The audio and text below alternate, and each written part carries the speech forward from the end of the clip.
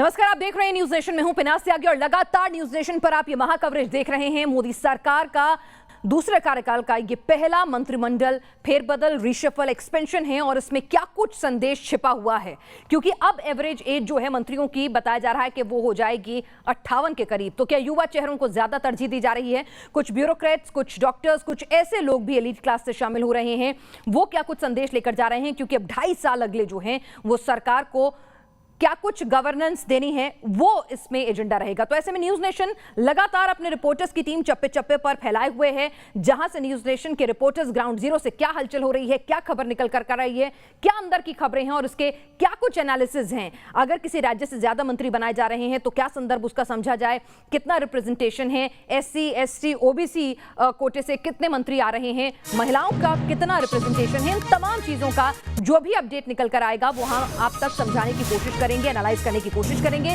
जिसमें ground zero से हमारे रिपोर्टर्स हमारी मदद करेंगे, क्या खबरें उनके पास आ रही हैं और साथ ही साथ हमारे साथ वरिष्ठ पत्रकार भी मौजूद रहेंगे जो समझाएंगे कि अगले 2.5 साल के लिए प्रधानमंत्री नरेंद्र मोदी ने क्या कुछ एजेंडा तय किया है। इससे काफी कुछ साफ हो जाएगा कि अब प्रधानमंत्री मोदी अपने आने वाले 2.5 साल जो है किस दिशा में अपने मंत्रिमंडल के जरिए वो क्या कुछ चाहते हैं।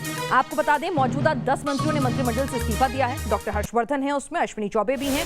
तो सवाल यह है कि अगर स्वास्थ्य मंत्रालय की ओर से अगर आपके केंद्रीय स्वास्थ्य मंत्री और राज्य मंत्री जो हैं वो इस्तीफा दे देते हैं या उनसे इस्तीफा लिया जाता है, तो क्या इसको ये समझा जाए कि कोरोना काल में जो प्रदर्शन रहा है स्वास्थ्य सेवाओं को लेकर, जो लगातार पहली बार ऐसा मौका आया था जब कटघरे में मोदी सरकार थी, तो ये सवाल जो हैं क्या सीधे सीधे उसकी पनिशमेंट है? बहुत सारी चीजें हैं जिसकी हम चर्चा लगातार करेंगे। लेकिन मोदी सरकार के संभावित मंत्री अनुराग ठाकुर को प्रमोशन मिलेगा, जी किशन रेड्डी को प्रमोशन मिलने के आसार हैं, मीनाक्षी लेखी, सुनीता दुग्गल, पंकज चौधरी, BL वर्मा, निशीथ प्रामाणिक, SP Singh Baghel, Bharti Pawar, Ashwini Vaishnav, Kaushal Kishore, A Narayanasamy, दर्शना जादर्श, ज्योतिरादित्य सिंधिया, नारायण राणे, सर्वानंद सोनोवाल। तो यहां पर ये देखना दिलचस्प रहने वाला है। पशुपति सारस, हिना गावित और भूपेंद्र यादव जो हैं उनको मंत्रिमंडल में जगह मिलेगी। शोभा करांजले, अजय मिश्रा, कपिल पाटिल, भागवत करात, ये तमाम लोग जो हैं उनके नाम चल रहे हैं। अब यहां देखना होगा प्रधानमंत्री मोदी ने क्या किया है, ये समझने की कोशिश कीजिए। अगर आप इन तमाम नामों को देखेंगे तो आपको पता चलेगा कि वो नाम जो संगठन में बड़े स्तर पर काम करते थे, जिन्होंने बीजेपी की जीत में एक अहम भूमिका दिलाई है, उनको तरजीह दी गई है। फिर अपने सहयोगी दलों का रिप्रेजेंटेशन है, फिर उन लोगों का जिन्होंने त्याग किया कुर्सी का और उसके बाद आपके साथ शामिल हुए, उन लोगों को खुश करने की कोशिश है और साथ ही साथ जिन्होंने अच्छा काम किया उनको प्रमोशन देने की कोशिश है। तो एक इस रीशफल और एक्सपेंशन से प्रधानमंत्री नरेंद्र मोदी जो हैं वो अपने 5-6 टारगेट जो हैं उनको सेट कर रहे हैं। ज्योतिरादित्य सिंधिया, नारायण राणे, ये नाम इसी ओर इशारा करते हैं।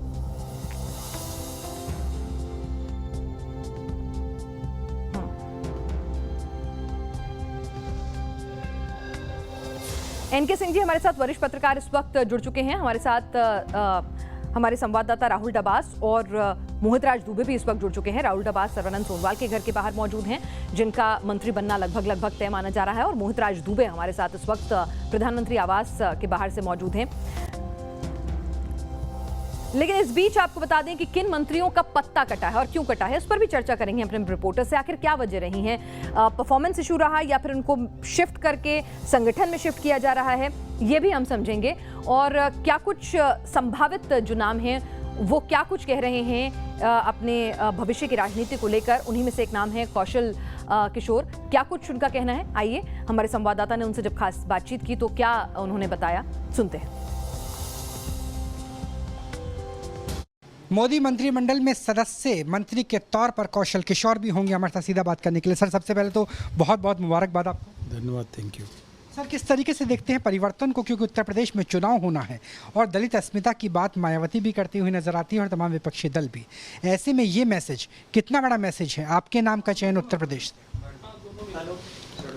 देखिए, अगर हम कुछ इश्यूज पे बात करें तो भारतीय जनता पार्टी की जो सरकार है, चाहे केंद्र में माननीय मोदी जी की सरकार हो, चाहे उत्तर प्रदेश में माननीय योगी जी की सरकार हो, इन लोगों ने उन लोगों के पूरे मिशन को पूरा करने का काम किया है जो मनीषी थे। जैसे डॉक्टर अंबेडकर जी थे, उनका था शोषणविहीन जातविहीन समाज की स्थापना। ये भारतीय जनता पार्टी की सरकार उनको पूरा कर रही है, बिजली देकर, आवास देकर, गैस सिलेंडर चूल्हा देकर, ये सारी सुविधाएं और मुफ्त में इलाज देकर, किसानों को किसान निधि सम्मान देकर उनके चेहरे पे मुस्कान लाने का काम कर रही है। तो ये इससे जो है लोहिया जी का भी मिशन पूरा होता है और पंडित दीनदयाल उपाध्याय जी का जो मिशन है अंत्योदय, वो भी पूरा होता है। तो जो काम कर रहे हैं वो पूरे लिए जनता के हित का काम भारतीय जनता पार्टी की सरकार उत्तर प्रदेश में योगी जी की और केंद्र में मोदी जी की कर रही है। इसलिए निश्चित तरीके से जनता की जो भावनाएं हैं वो पूरी तरीके से बीजेपी के साथ जुड़ी हैं और तेज़ी से उसमें अब जुड़ाव और ज़्यादा बढ़ेगा। सर, मिनिस्टर ऑफ स्टेट के रूप में किस तरीके की आपकी प्राथमिकताएं होंगी, क्योंकि जो डिलीवर करना है उत्तर प्रदेश के लिहाज से वो 8-9 महीने के अंदर करना है और देश के लिहाज से भी 2.5 वर्ष के आसपास का कार्यकाल बचा हुआ है मोदी सर। जो भी जिम्मेदारी माननीय मोदी जी द्वारा दी जाएगी उसको हम पूरी तरह पारदर्शिता से, ईमानदारी से पूरी करने का उसको प्रयास करेंगे और हमारा प्रयास होगा कि उत्तर प्रदेश के अंदर ही नहीं पूरे देश के अंदर, क्योंकि चुनाव उत्तर प्रदेश में हो रहे हैं, इस संबंध में अगर लोगों के अंदर कोई भावनाएं हैं तो हमारा प्रयास होगा कि उनके कामों की जिम्मेदारी लेना और उनकी परेशानियों को सुनना और उनकी जो प्रॉब्लम्स है उनका जो निराकरण है उसको इस तरह करना कि जैसे हमारी सरकार पहुँचे जन जन के द्वार। तो इस मुहिम पे हमको काम करना है कि हमारी सरकार लोगों के द्वार तक पहुंचने का काम कर रही है। जिस तरीके से हर एक समुदाय का ख्याल रखा गया, आयु वर्ग का ख्याल रखा गया, आपको लगता है कि वो मैजिकल सोशल इंजीनियरिंग है जिसकी वजह से 2022 का समर आसान हो जाएगा उत्तर प्रदेश, खासतौर पर उत्तर प्रदेश के लिए? ये सही है कि देखिए समाज में जातिवाद है और समाज में जब जातिवाद है तो लोग शादी बारात, लड़कियों लड़कियों की शादी आपस में अपनी बिरादरी में लोग करते हैं और इसलिए जब समाज का कोई लीडर होता है तो उसके साथ लोग जो नज़दीकी होते हैं उनके समाज के लोग ज़्यादा जुड़ते हैं। तो इस चीज़ का ध्यान रखते हुए सोशल इंजीनियरिंग का पूरी तरीके से पालन किया गया है और उत्तर प्रदेश के अंदर मैं समझ रहा हूँ कि ही नहीं पूरे देश के अंदर इन सब चीज़ों को ध्यान करके जिन समाज के लोगों को कभी कोई जिम्मेदारी नहीं मिली उनको भी माननीय मोदी जी ने जिम्मेदारी देने का काम शुरू किया है। न्यूज़ नेशन न्यूज़ स्टेट से बात करने के लिए बहुत बहुत शुक्रिया। चलिए, कौशल किशोर जो साफ तौर पे कह रहे हैं कि सोशल इंजीनियरिंग का ख्याल रखा गया है ताकि 2022 में उत्तर प्रदेश का समर आसान हो सके और 2024 के चुनाव से पहले मोदी कैबिनेट मंत्रिमंडल में शामिल होकर ज़रूर जनता की सेवा में काम करेंगे। जर्नलिस्ट जगदीश के साथ राहुल डबास, न्यूज़ नेशन, दिल्ली। तो धीरे धीरे इन 43 नामों की जो लिस्ट है वो बाहर आ रही है और उस नामों में जो है कई ऐसे नाम हैं जिनको प्रमोट किया जा रहा है, कई जो हैं वो गायब हो गए हैं, उनके इस्तीफे ले लिए गए हैं। तो मोदी जी का ये जो नया एक्सपेंडेड और रीशफल्ड मंत्रिमंडल होगा, ये क्या कुछ संदेश दे रहा है? क्योंकि आगे आने वाले 2.5 साल जो हैं वो बेहद महत्वपूर्ण हैं। एनके सिंह जी, जिस तरह से SC ST OBC क्लास का एक अच्छा खासा रिप्रेजेंटेशन है, साथ ही वो साथी जिन पर ये कहा जा रहा था कि ये बीजेपी की सरकार, पूर्ण बहुमत की सरकार आई है तो अपने साथियों को भूल गई है, वो नाराजगी भी दूर करने की कोशिश की गई है और एक एवरेज एज जो पहले अगर देखा जाए मंत्रिमंडल की तो काफी ज्यादा थी, उसको भी अब 60 से नीचे नीचे कर दिया गया है। तो क्या स्ट्रैटेजी है यहां मोदी जी की?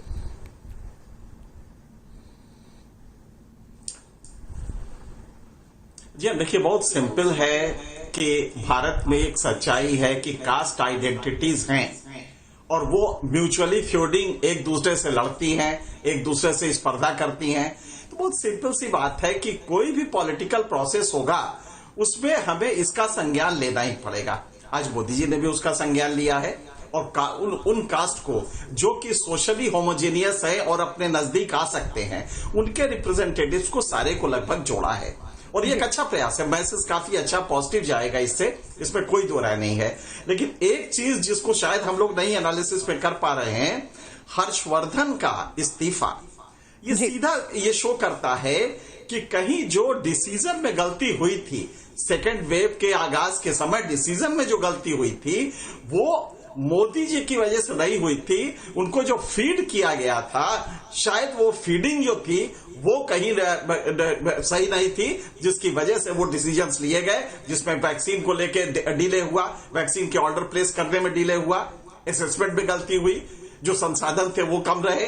तो ये मेरे ख्याल से, क्योंकि हर्षवर्धन को हटाना जो है ये अपने आप में एक बड़ी चीज है। स्वास्थ्य मंत्री और केंद्रीय स्वास्थ्य मंत्री और राज्य स्वास्थ्य मंत्री दोनों चले जाना, मतलब हर्षवर्धन एक जी, दोनों चले गए हैं। ये देखिए, तो सीधे सीधे कहीं ना कहीं परफॉर्मेंस पे उन्होंने इस्तीफा तो लिया है। बिल्कुल सही आपने कहा, क्योंकि बिल्कुल सही, बिल्कुल बिल्कुल। लेकिन एनके सिंह जी, जो एक ये चीज समझते है रहे कि नहीं, ये मोदी जी की अपनी गलती है क्योंकि एकल नेतृत्व है भारत में जी। लेकिन एनके सिंह जी, एक चीज जो मैं समझना चाह रही हूँ राजनीति के लिहाज से, ठीक है, मोदी जी ने पनिशमेंट दे दी कि भाई आपने गलती की असेसमेंट में, आपने गलती की प्लानिंग में, और उसका नतीजा है कि आप इस्तीफा दीजिए। लेकिन क्या ऐसा नहीं मैसेज जाएगा कि कहीं ना कहीं पेंडेमिक में, जिसे बाद में प्रोजेक्ट किया जा रहा था कि ठीक है, मोदी सरकार ने कहा कि भाई इतनी बड़ी वेव थी जिस पर कोई भी सरकार होती, कोई भी देश होता, जब अमेरिका जैसा देश चरमरा सकता है तो हमारी क्या बिसात है। तो वो जो प्रोजेक्शन था शुरुआत के दौर में, यानी कि अब कहीं ना कहीं इसको ऐसे नहीं समझा जाएगा कि मोदी गवर्नमेंट ने अपना फेलियर एक्सेप्ट कर लिया है।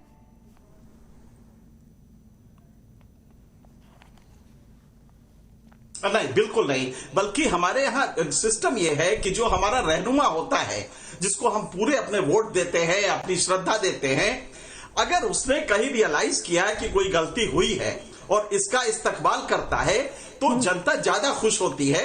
जैसे कि इस समय हमें, मतलब जो भी एनालाइज करेगा उसको लगेगा कि जो फीडिंग मोदी जी को दी गई थी कि सब कुछ अच्छा है साहब, बिल्कुल सही है।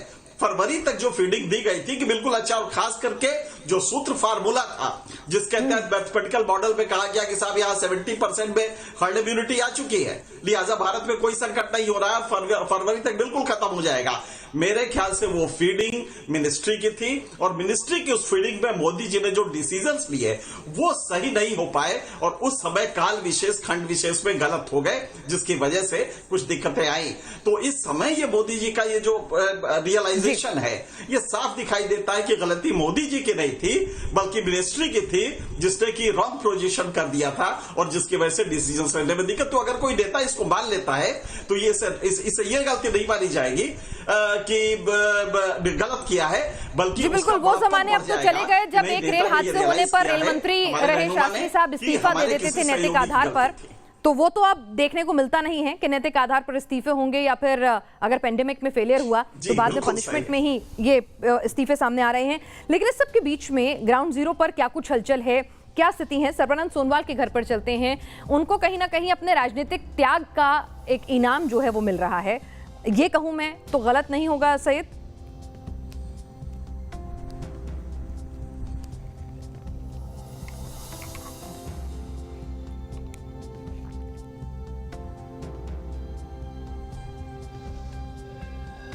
लगता है सईद आमिर से बात नहीं हो पा रही है, लेकिन आपको बता दें मोदी जी की सियासत में यहाँ पर इस मंत्रिमंडल के इस फेरबदल में और इस एक्सपेंशन में एक चीज साफ नजर आ रही है कि उन्होंने जो कहा जा रहा था कि जो सेकंड टेन्योर है बीजेपी का, जिसमें और ज्यादा ताकत से पार्टी आई है, तो अपने सहयोगियों को भूल गई है। तो ऐसा नहीं है कि अपने सहयोगियों को भी पूरी तरजीह दी गई है। जिस तरह का रिप्रेजेंटेशन जेडीयू की तरफ से तमाम सहयोगी दलों की तरफ से आ रहा है, अनुप्रिया पटेल को भी यहाँ पर मंत्री पद दिया जा रहा है। तो एक तो सहयोगियों को साधने की कोशिश है कि नहीं, ये पार्टी अहम में नहीं है, अपने सहयोगियों को भूली नहीं है। साथ ही साथ जिन राज्यों में चुनाव है वहां पर संगठन में जिनकी जरूरत थी उनको वहां पर भेजा गया है। साथ ही साथ यहां पर वो लोग जो सियासी त्याग कर आए थे, जिसमें सर्बानंद सोनोवाल भी हैं, जिसमें ज्योतिरादित्य सिंधिया भी हैं, तो उनको भी यहां पर मंत्रिमंडल में जगह दी जा रही है। इस पर चर्चा करेंगे, लेकिन इस बीच न्यूज नेशन के पास वो लिस्ट आ गई है जिस लिस्ट के अंदर तमाम वो नाम हैं, 43 नाम। न्यूज एजेंसी ANI की तरफ से ये लिस्ट जो है सामने आ गई है, वो नाम हम आपके लिए पढ़ देते हैं। इसमें नारायण तम राणे, इसके अलावा जो लिस्ट में नाम है वो मैं एक एक करके पढ़ती हूँ। ज्योतिरादित्य सिंधिया, वीरेंद्र कुमार, सर्बानंद सोनोवाल, इसके साथ रामचंद्र प्रसाद सिंह, अश्विनी वैष्णव, पशुपति कुमार पारस, श्री किरण रिजिजू, श्री राजकुमार सिंह, श्री हरदीप सिंह पुरी, इनका प्रमोशन तय माना जा रहा है, किरण रिजिजू, हरदीप सिंह पुरी साहब का। श्री मनसुख मांडविया, मोदी जी के करीबी माने जाते हैं। श्री भूपेंद्र यादव, बिहार में जिस तरह की जीत मिली, गुजरात के प्रभारी रहे, तो कहीं ना कहीं संगठन में जो बेहतरीन काम किया उसका इनाम एक प्रमोशन के तौर पर देखा जा रहा है। श्री पुरुषोत्तम रूपाला, श्री जे कृष्ण रेड्डी, श्री अनुराग सिंह ठाकुर, इनको भी प्रमोशन मिलना तय बताया जा रहा है। श्री पंकज चौधरी, अनुप्रिया पटेल, डॉक्टर सत्यपाल सिंह बघेल, श्री राजीव चंद्रशेखर, सुश्री शोभा करांजे, श्री भानु प्रताप सिंह वर्मा, श्रीमती दर्शन विक्रम जरदोश गुजरात से हैं।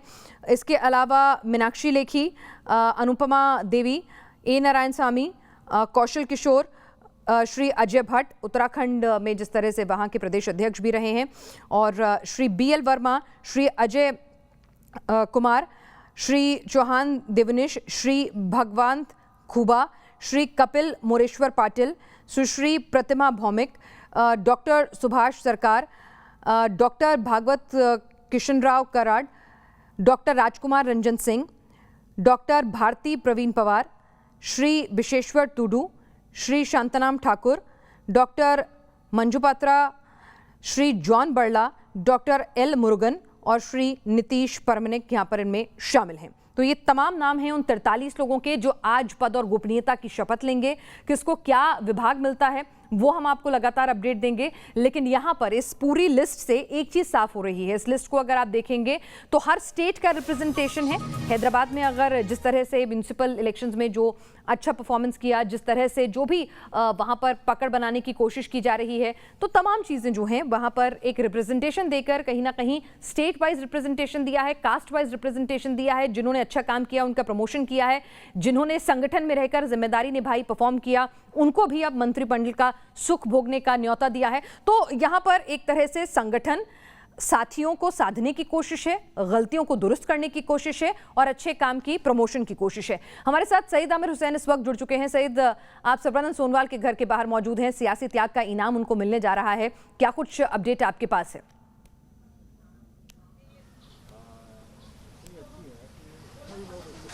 देखिए, सर्बानंद सोनोवाल अभी से कुछ ही देर बाद जो है वो यहाँ से सीधे राष्ट्रपति भवन की तरफ निकल जाएंगे। और आपको बता दें कि सर्बानंद सोनोवाल के पास बाकायदा वो लेटर भी आ चुका है और इनविटेशन भी आ चुका है। हमने खुद उस इनविटेशन को देखा है। और देखिए आप, यहाँ पर खुद जो मंत्री हैं रामेश्वर तेली जो है वो यहाँ पर पहुँचे हुए हैं। और बाकायदा अब धीरे धीरे यहाँ पर लोगों का तांता जो है वो बढ़ता जा रहा है, क्योंकि माना ये जा रहा है कि नॉर्थ ईस्ट को, पूरे भारत ही नहीं पूरे नॉर्थ ईस्ट को भी ज़्यादा तरजीह दी गई है। इसलिए बड़ा नाम जो है सर्बानंद सोनोवाल का सामने आया और उसके बाद लगातार उनकी मुलाकात हुई। हालांकि काफ़ी करीबी माने जाते हैं सर्बानंद सोनोवाल, और जिस तरह से उन्होंने असम में काम किया उसको देखते हुए एक इनाम के तौर पर जो है मंत्रालय, उनको बेहतर मंत्रालय जो है दिया जाना तय है। माना यह जा रहा है, जो सूत्र हमारे बता रहे हैं वो ये है कि ट्राइबल अफेयर्स जो है उनको दिया जा सकता है, लेकिन अभी ये अफवाहों का दौर है, इसमें अभी पुष्टि नहीं हुई है। देखना होगा कि उनको कौन सा मंत्रालय मिलता है। लेकिन अभी से कुछ ही देर बाद जो है वो तैयार हो रहे हैं। धीरे धीरे यहाँ से काफिला उनका निकलेगा राष्ट्रपति भवन के लिए और वहां पर जाकर के वो ओथ सेरेमनी में हिस्सा लेंगे। जी बिल्कुल, यहाँ पर जिस तरह से उन्होंने गुजरात में जिन लोगों पर भरोसा किया वो नाम सामने दिख रहे हैं। उत्तर प्रदेश में उन्होंने जातिगत समीकरणों को भी साधने की कोशिश की, उत्तराखंड से भी तरजीह देने की कोशिश की। यहाँ पर इन तमाम चीजों को हम इवैल्यूएट करने की कोशिश करेंगे। वो लोग जिन्होंने संगठन में बहुत अच्छा काम किया है उनको भी वो आगे लेकर आए। उमाकांत जी भी हमारे साथ इस वक्त जुड़ चुके हैं, वरिष्ठ पत्रकार। उमाकांत जी, 1 साल के इंतजार के बाद आखिरकार महाराज को अब दिल्ली का रास्ता दिख ही गया।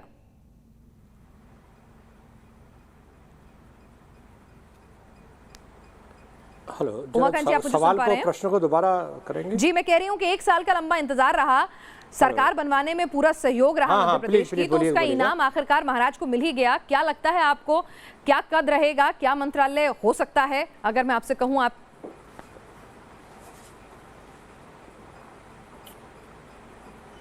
देखिए बहुत ये जब से वो शामिल हुए हैं और उन्होंने मध्य प्रदेश में कांग्रेस की सरकार गिराने में अपनी सक्रिय भूमिका निभाई, 27 विधायक मध्य प्रदेश के उनके साथ कांग्रेस छोड़ के भारतीय जनता पार्टी में शामिल हुए, तब से लेकर के अब तक यही लग रहा था कि उनको केंद्र में जब भी मंत्रिमंडल का विस्तार होगा या फेरबदल होगा तो उनको एक बड़ा मौका ज्योतिरादित्य सिंधिया को मिलेगा। और ज्योतिरादित्य सिंधिया के साथ अकेला नेता नहीं आया है भारतीय जनता पार्टी में, पूरी विभाजन हुआ कांग्रेस विधायक दल में मध्य प्रदेश का, और वो एक ताकतवर नेता है। उनके अपने क्षेत्र में एक अच्छा खासा प्रभाव है जहां उनका ताल्लुक है। और दूसरी बात यह है कि उनकी एक राजनीतिक विरासत है। उनके जो पिताजी थे वो माधवराव सिंधिया, वो कांग्रेस के बड़े नेताओं में गिने जाते थे।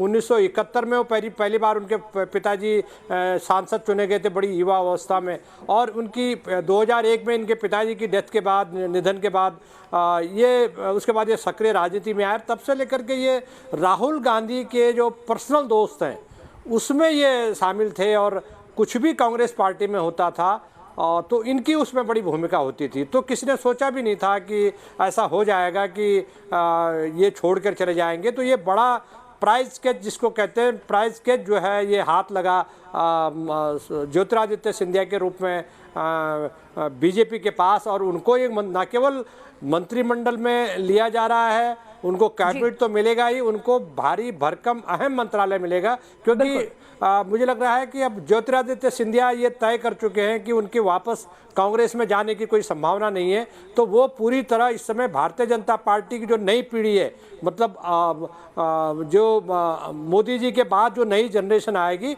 उसके कद्दावर नेताओं की जो लिस्ट है उसमें वो शुमार किए जाएंगे। तो उनको लग रहा है कि भारतीय जनता पार्टी में उनका भविष्य बहुत उज्जवल है, बहुत बेहतर है, इसलिए वो भविष्य के नेता के रूप में कांग्रेस भारतीय जनता पार्टी में तैयार किए जा रहे हैं। वो मैथमेटिक वित्त राज्य मंत्री थे मनमोहन सिंह जी की सरकार में, और मुझे याद है कि वो मैं उनको लोकसभा में बोलते हुए सुनता था, वो अच्छे जवाब देते थे अपने मंत्रालय के। बीजेपी और के वो कांग्रेस के तो वो चेहरे थे, लेकिन बीजेपी के चेहरे कैसे बनेंगे, बीजेपी उनको क्या तरजीह देगी, उमाकांत जी, ये देखना दिलचस्प रहेगा। उनको क्या मंत्रालय मिलता है, क्या कद उनका रहता है। इस बीच विकास चंद्रा जी भी मेरे साथ इस वक्त जुड़ चुके हैं, हमारे वरिष्ठ सहयोगी हैं और बीजेपी को करीब से समझते हैं, जानते हैं। विकास, सरकार चलाना एक अलग काम होता है, पार्टी और चुनाव चलाना एक अलग काम होता है, संगठन और सरकार में सामंजस्य बनाना, मंत्रिमंडल भी काफी हद तक उसी आधार पर निर्धारित होता है। तो अगर मैं कहूं कि जो 43 नामों की लिस्ट आपने हमसे साझा की है, इसमें जो रिप्रेजेंटेशन दिख रहा है, आने वाले 2024 को लेकर क्या कुछ बातों का खास तौर से ध्यान रखा गया, अगर आप उसका एनालिसिस करें तो? ये देखिए, बिल्कुल सही कहा आपने कि सरकार अलग है और पार्टी और संगठन अलग है। आप देखिए, जब चाय पे प्रधानमंत्री मोदी ने उन लोगों को आमंत्रित किया था जो लोग मंत्रिमंडल में शामिल किए जाएंगे, तो सिर्फ वहाँ अकेले प्रधानमंत्री मौजूद नहीं थे। आप उस तस्वीर को देखिए तो एक तरफ राजनाथ सिंह और नितिन गडकरी बैठे हुए हैं, बीच में प्रधानमंत्री हैं, तो दूसरी ओर पार्टी के अध्यक्ष जेपी नड्डा और बीच में फिर अमित शाह, और सबसे किनारे पार्टी के जो संगठन महामंत्री है, जो बीजेपी में अध्यक्ष के बाद सबसे ज़्यादा ताकतवर होता है, BL संतोष, वो बैठे हुए थे। यानी बिल्कुल संगठन महामंत्री और पार्टी अध्यक्ष के सामने अपने लोगों को जिम्मेदारी सौंप रहे थे। दूसरी बात है कि आप देखें कि जब अटकलें चल रही थी कि मंत्रिमंडल का विस्तार होगा और प्रधानमंत्री मोदी का मंत्रिमंडल कैसा होगा, किन लोगों को वो शामिल करेंगे, तो उसमें तमाम 2-3 महत्वपूर्ण बातें निकल के आई थी कि क्षेत्रीय संतुलन, जातिगत संतुलन, जिन राज्यों में विधानसभा चुनाव होने हैं उनको विशेष तरजीह, और दूसरी सबसे बड़ी बात जो कोरोना काल में सरकार के खिलाफ जो एक असंतोष सामने आया, जो गुस्सा सामने आया, उस असंतोष और गुस्से को भी खत्म करने की कोशिश की जा रही है। आप देखें जो इस्तीफे हुए हैं, एक के बाद एक बड़े बड़े मंत्रियों के इस्तीफे हुए हैं। अगर मेरा तो मानना यह है कि अगर ये कोरोना की दूसरी लहर न आई होती, सरकार के खिलाफ इतना असंतोष और गुस्सा लोगों का नहीं भड़का होता, तो शायद इतने बड़े पैमाने पर पूरे घर के बदल डालूंगा के स्टाइल में नरेंद्र मोदी अपने मंत्रिमंडल को नहीं बदलते, सिर्फ विस्तार करते, बदलते नहीं। यहाँ इस्तीफे भी हो रहे हैं, प्रमोशन भी हो रहे हैं, लोगों के भार भी कम किए जा रहे हैं, नए चेहरे भी लिए जा रहे हैं। उन नए चेहरों में युवाओं को तरजीह दी जा रही है, टेक्नोक्रेट भी हैं, ब्यूरोक्रेट भी हैं, वकील भी हैं, पार्टी के सधे हुए कार्यकर्ता जो संगठन में भी काम कर चुके, इन तमाम लोगों को लिया गया है। यानी एक तरीके से अपने इस दूसरे कार्यकाल में पहले मंत्रिमंडल विस्तार में, इसको विस्तार कहना ठीक नहीं होगा क्योंकि सिर्फ विस्तार नहीं किया जा रहा है, पूरे बदल डालने की जो कोशिश मोदी जी ने की है, तो इसमें संतुलन ही स्थापित करने की कोशिश की है। बिल्कुल, जैसे कि हमने कहा कि सरकार, पार्टी, संगठन और जो साथी हैं उनमें संतुलन कायम करने की कोशिश की है और जातिगत समीकरण को भी साधने की कोशिश की है। उस सवाल को भी मैं आपके पास लेकर आऊंगी। राहुल डबास भी हमारे साथ इस वक्त जुड़ चुके हैं। राहुल, जैसे कि विकास चंद्रा ने कहा कि कहीं ना कहीं जो कोरोना काल में किरकिरी हुई थी, क्योंकि आप हेल्थ बीट भी हमारे लिए कवर करते हैं, तो जिस तरह से कोरोना काल में किरकिरी हुई थी उसकी सजा उन्होंने स्वास्थ्य मंत्रालय को दे दी है। दोनों मंत्रियों के इस्तीफे आ गए हैं। बिल्कुल, 2 बड़े मंत्रालयों के इस्तीफे आए। अगर स्वास्थ्य मंत्रालय के लिहाज से देखें तो MOS और कैबिनेट यानी हर्षवर्धन, उनका इस्तीफा हो चुका है। एजुकेशन के लिहाज से देखें तो रमेश पोखरियाल निशंक और उनके भी MOS, दोनों MOS और कैबिनेट का इस्तीफा हो चुका है। यानी 2 अहम मंत्रालय हैं जहां से इस्तीफे आए हैं। स्वास्थ्य के लिहाज से देखें तो ये एक तरीके से पनिशमेंट है। पनिशमेंट इस लिहाज से क्योंकि इंसाकॉब ने फरवरी के महीने में ही, हमारे सूत्र कन्फर्म बता रहे थे कि इस बात की पुष्टि कर दी थी कि डेल्टा वेरिएंट फैल रहा है, तेजी से बहुत जल्दी ग्राफ बढ़ सकता है। 5 लाख आईसीयू की जरूरत हो सकती है, लेकिन उस वक्त ध्यान नहीं दिया गया और उस वक्त हम वैक्सीन मैत्री चला रहे थे और इसका इंपैक्ट कम से कम पॉलिटिकल डेंट के रूप में विपक्षी दलों ने दिखाने की कोशिश की कि मोदी सरकार का फेलियर है। इसी वजह से बड़े परिवर्तन किया गया। अगर दूसरे बड़े परिवर्तन यानी शिक्षा मंत्रालय के लिहाज से, एचआरडी के लिहाज से करें तो वो भी एक बड़ा परिवर्तन था, क्योंकि कैबिनेट और एमओएस दोनों को हटाया गया। हालांकि उसमें स्वास्थ्य कारण बताया जा रहा है, क्योंकि रमेश पोखरियाल निशंक को कोविड हो गया था, पोस्ट कोविड के लिए एडमिट थे, और ये भी संभावना है कि उत्तराखंड में जब विधानसभा चुनाव 2022 का होगा तब भी उन्हें संगठन के रोल में एक अहम किरदार दिया जा सकता है। लेकिन एक बड़ा परिवर्तन जरूर उन राज्यों में देखने को मिल रहा है जिन राज्यों में चुनाव होने वाले, उसमें भी उत्तर प्रदेश और उत्तराखंड। बिल्कुल, यहाँ पर देखना होगा कि जैसे कि राहुल भी कह रहे हैं कि एक जो डेंट जो लगा था इमेज को, उसको दूर करने की पूरी कोशिश की जा रही है, एक पनिशमेंट देकर, एक मैसेज स्ट्रांग देकर, संगठन साथियों में सामंजस्य बिठाने की और जातियों को भी साधने की कोशिश यहाँ के इस मंत्रिमंडल में है। और साथ ही साथ कुछ ऐसे लोगों के नाम भी हैं जो ब्यूरोक्रेट हैं, टेक्नोक्रेट हैं, यानी कि वो क्वालिफाइड एक्सपर्ट्स जिनके ऊपर कुछ अहम जिम्मेदारियां सौंपी जा सकती हैं। लगातार मोदी जी की ये जो रीशफल और एक्सपेंशन की कवायद है, इसको समझने की और आपको समझाने की कोशिश करेंगे अपने ग्राउंड जीरो से रिपोर्टर्स के साथ जो चप्पे चप्पे पर फैले हुए हैं। साथ ही वरिष्ठ पत्रकार भी हमारे साथ जुड़े रहेंगे। छोटे से ब्रेक के लिए रुक रहे हैं, जल्द लौटेंगे।